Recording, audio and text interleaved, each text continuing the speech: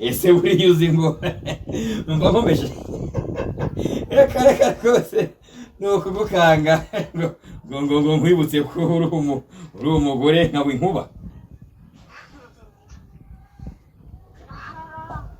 nakubwira iki ndamwumvise mvuze amafaranga umera amababa kandi iyo mabanga arenza reka nanjye nuko ntunkaye yewe uzanshyirire muri kigage ariko umukane wohereze da ibindi byo ntabyo muragukumbura inenge ngira nawe urayizi nimwe ntabwo umutuzo mu mufuka rwose mbashakamo akajagari ibiceri bikubitana n'inote uburyo abari mu muvundo.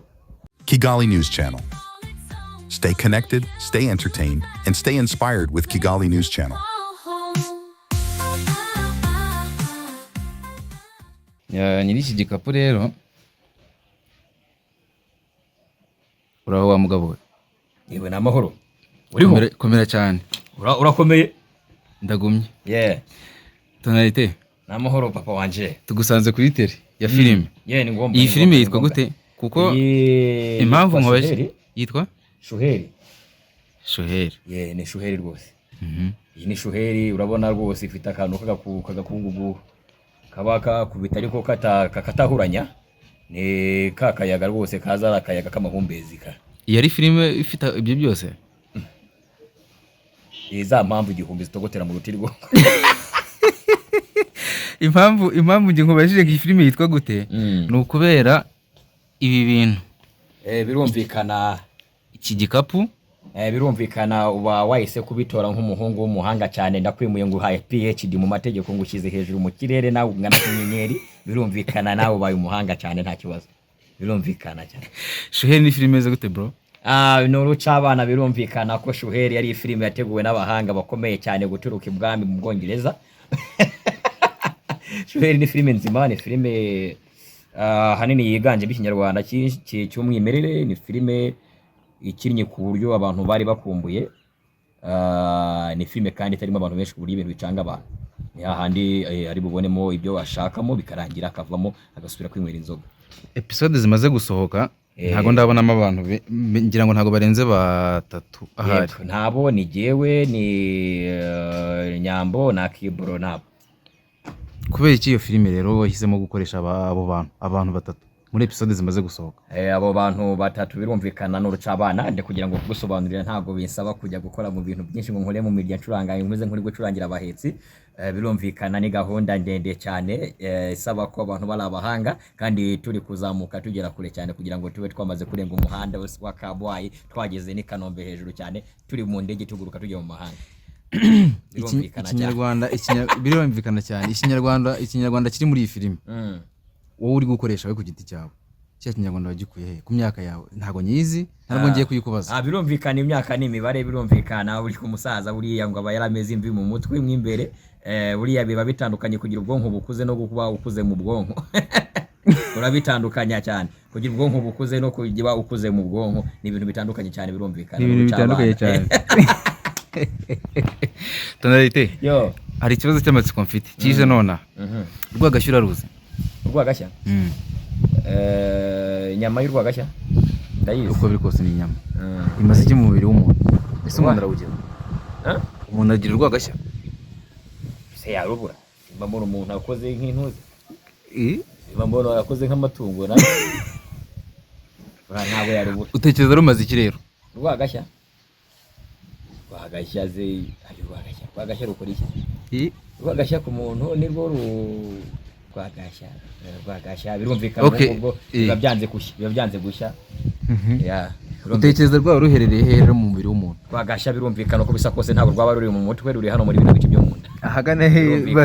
Birumvikana mu gatuza, mu nda. Birumvikana n'urucabana ku mpamvu igihumbi zitandukanye, ntabwo nakiyinjira mu nda ngo nje kureba mu gifu cyanjye ndebe hano mu nyama zinda ngo ndebe hano rwagashya ruherereye, ariko birumvikana n'urucabana ko rugomba kuba ruri mu gihimba. Ikindi kibazo kurota.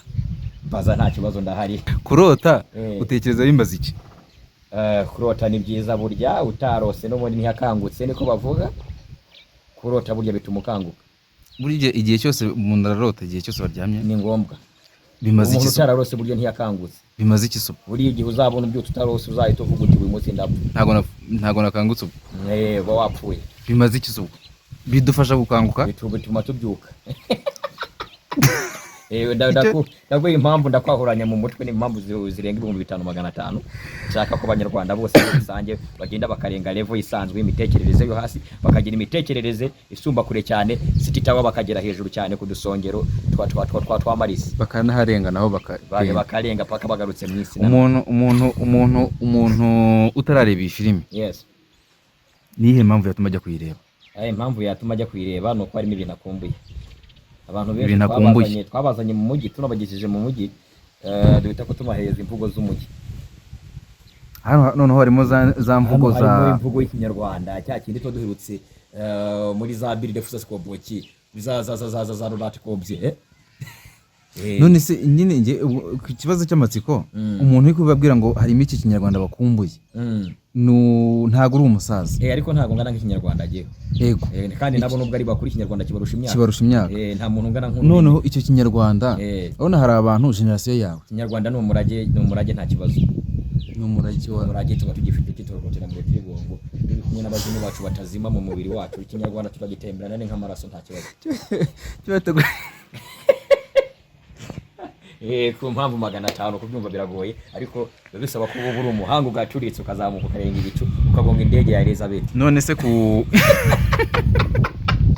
none se guhitamo iyo filime gukina Shuheri ni Shuheri yego ni Shuheri kuyikinira mu mujyi guhitamo iyi style yo kwambara ku kigo utambaye nk'ahantu uri nyine nk'umujyi ko abazabibona wikinira mu mujyi wa Kigali. Ni ngombwa cyane birumvikana ko rwose umuntu uri kwikina ari umuntu wakataraboneka ni umuntu wakasa mutwe ufite ya politike igicogotera mu Rutirigongo. Niyo mpamvu n'ibitekerezo nabyo biri hejuru tugomba kwambara n'ubundi nabwo nk'abantu batarabajene cyane tukambara nk'abantu bakuze bafite ibitekerezo bizima kandi bifite ikintu biraza kumarira abantu. Mukayikinira ahantu mu mujyi subwo tukayikinira mu mujyi. Twebwe ikintu twafashe umuvure tuwuzana ku makaro nicyo kintu twakoze kabisa. Urwina mu rushyira twafashe urwina turushyira muri dushe y'amakaro turafata ibintu rwose bikomeye cyane tukabishyira ahantu hakomeye cyane kugira ngo ubwo bukomere buhure bibyare uruje nini bikora ku kintu bite kubimatana nk'amata y'umuyenzi.